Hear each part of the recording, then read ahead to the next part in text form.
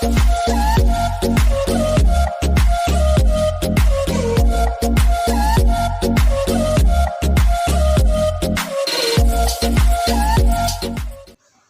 Friends, welcome to ராசி tips. எல்லோரும் எப்படி இருக்கீங்க? நல்லா இருக்கீங்களா?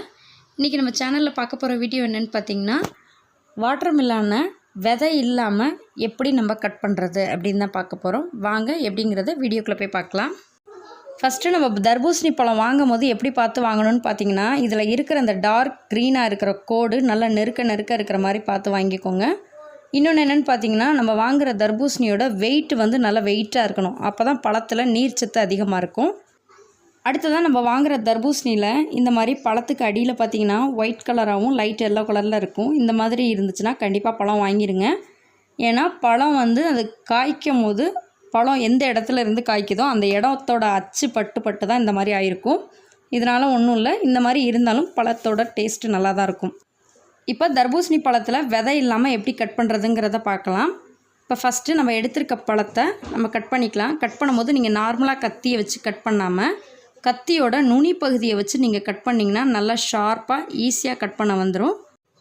இப்போ தர்பூசணி பழத்தை நம்ம கட் பண்ணி வச்சுருக்கோம். 2 பாதியாக இருக்குது. இப்போ நமக்கு இந்த 2 பாதியுமே நமக்கு ஒரே நேரத்தில் தேவைப்படாது.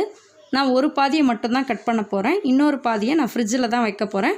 ஃப்ரிட்ஜில் வைக்கிறதுக்கு முன்னாடி நீங்கள் ஒரு பிளேட்டு வச்சு அதில் வச்சிடலாம். இல்லாட்டி மேலே ஒரு கவர் போட்டு நீங்கள் ஃப்ரிட்ஜில் வச்சுருங்க. இப்போ இந்த தர்பூசணி பழத்தை நம்ம கட் பண்ணுறதுக்கு முன்னாடி தர்பூசணி பழத்தை இந்த மாதிரி பேக் சைடாக திருப்பி வச்சுருங்க. பழத்தோட மேலே இருக்கிற தோலில் கொஞ்சம் மட்டும் நம்ம கட் பண்ணிடலாம். இப்போ பழத்தை மேலே கட் பண்ணி வச்சுருக்கோம். இதே மாதிரி பழத்தோட சைடில் இருக்கிற எல்லா தோலையுமே நம்ம கட் பண்ண போகிறோம். இந்த ஸ்டெப்பு நீங்கள் பண்ணும்போது ரொம்ப கேர்ஃபுல்லாக பண்ணணும். ஏன்னா கத்தி வச்சு ரொம்ப அழுத்திட்டிங்கன்னா பழம் டக்குன்னு கட் ஆயிரும். அதனால் கரெக்டாக அந்த பழத்தோட தோல் மட்டும் கட் ஆகிற மாதிரி பார்த்து கட் பண்ணிக்கோங்க.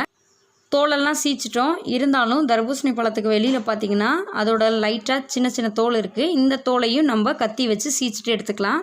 தர்பூசணி பழத்தில் இருக்கிற எல்லா தோலையும் நம்ம நல்லா எடுத்துகிட்டு வச்சுருக்கோம். இப்போ இதை வந்து எப்படி விதை இல்லாமல் கட் பண்ணுறதுங்கிறத பார்க்கலாம். ஃபஸ்ட்டு தர்பூசணி பழத்தோட மேலே இருக்கல அதை மட்டும் இப்படி திருப்பி வச்சுட்டு சைடில் கட் பண்ணிடுங்க. நம்ம கட் பண்ணி வச்சுருக்க பீஸில் ரொம்ப விதைகள் இருக்காது. கத்தி வச்சு விதை இருந்தாலும் எடுத்துடலாம்.